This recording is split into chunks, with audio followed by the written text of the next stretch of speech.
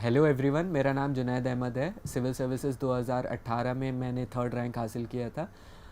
और अभी जैसे कि प्रीलिम्स में 20-22 दिन बचे हैं, तो आई थिंक कि मैं एक वीडियो बनाऊं जिसमें जो एस्पिरेंट्स हैं जो एग्ज़ाम लिख रहे हैं उनको उन चीज़ों के बारे में बताऊं जो उनको करनी चाहिए और जो नहीं करनी चाहिए इस टाइम पीरियड में, क्योंकि ये टाइम पीरियड बहुत इंपॉर्टेंट हो जाता है। तो प्रीलिम्स के पर्सपेक्टिव से जो सबसे पहली इंपॉर्टेंट चीज़ है वो ये है कि आपको इस पीरियड में ज़्यादा से ज़्यादा क्वेश्चंस लगाने हैं, टेस्ट सीरीज़ आपको लगानी है। ये आपको एक आइडिया देते हैं कि वहाँ पे एग्ज़ाम में आपको किस तरीके के क्वेश्चंस आएंगे, आपको उनको कैसे हैंडल करना है। और इससे क्या होता है, आपका एक तरह से रिवीजन भी होता है। जो चीज़ें आपने पढ़ ली हैं जब वो क्वेश्चन के फॉर्म में आती हैं तो जहाँ पे मिसिंग लिंक्स होते हैं वो आप कवर अप कर सकते हो। तो ये चीज़ आपको हेल्प करती है इस चीज़ में। तो आपको टेस्ट सीरीज़ ज़्यादा से ज़्यादा लगानी है, क्वेश्चन ज़्यादा से ज़्यादा लगाने हैं। दूसरी चीज़ सबसे इम्पॉर्टेंट क्या है कि आपको वहाँ पे टाइम मैनेज कैसे करना है, वो बहुत इंपॉर्टेंट हो जाता है। क्योंकि जो 2 आवर्स में आप 2 आवर्स में आप करते हो वहाँ पे वो डिपेंड करेगा कि आप सेलेक्ट होगे या नहीं होगे। क्योंकि मैंने ऐसे कुछ लोगों को देखा है जो टेस्ट सीरीज़ में बहुत अच्छा कर रहे थे बट वहाँ पे जाके नहीं कर पाए, क्योंकि ओनली रीज़न कि वो उतना काम कंपोज नहीं रह पाए और वो वहाँ पे प्रेशर में आके उन्होंने सब चीज़ें गड़बड़ कर दी।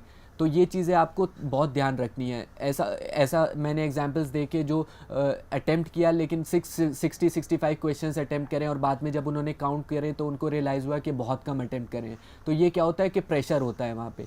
ऐसे ही ओमार शीट में बहुत सारी गलतियाँ हो जाती हैं कभी कभी, आप जब फिलअप कर रहे होते हो तो ये सब भी प्रेशर के अंदर होता है। तो आप जितना काम कंपोज रहेंगे उन 2 आवर्स में वो बहुत हेल्प करेगा आपको एग्ज़ाम क्लियर करने में।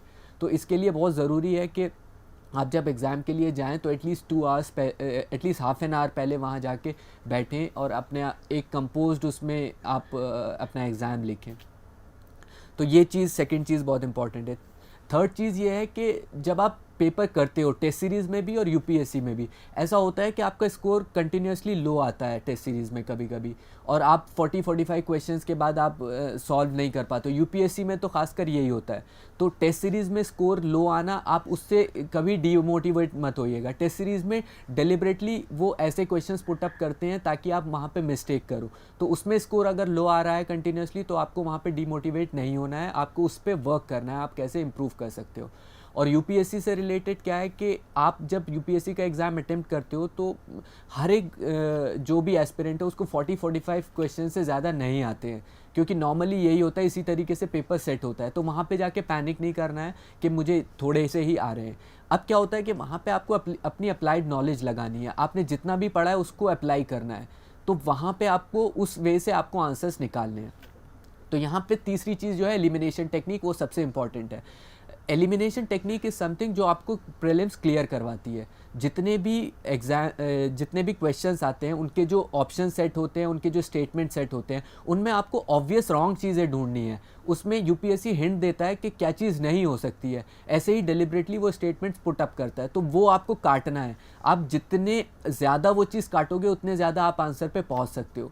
तो इंस्टेड ऑफ सिलेक्शन के क्या सही है, आपको ये देखना है कि रॉन्ग क्या है। जैसे जैसे आप रॉन्ग काटोगे आपका अल्टीमेटली सही उस पर पहुँच जाते हो। तो एलिमिनेशन टेक्निक पे आपको सबसे ज़्यादा फोकस करना चाहिए।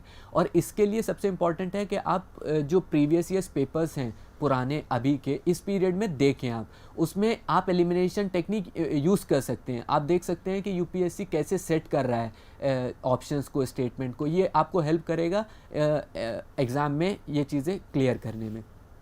अब एक नेक्स्ट चीज़ आती है कि हाउ मेनी टू अटेम्प्ट। कुछ लोग बोलते हैं कि 80-85 अटेम्प्ट करने चाहिए, कुछ 85-90, कुछ बोलते हैं जितना एक्यूरेट हो उतना ही करना चाहिए, बाकी नहीं करना चाहिए। तो आई विल सजेस्ट कि ये सब डिपेंड करता है कि आप पेपर के नेचर पे। जैसे कि 2016 में पेपर थोड़ा रिलेटिवली इजी आया था तो कट ऑफ भी 116 गई थी, लोगों ने 90-95 अटेम्प्ट किए थे।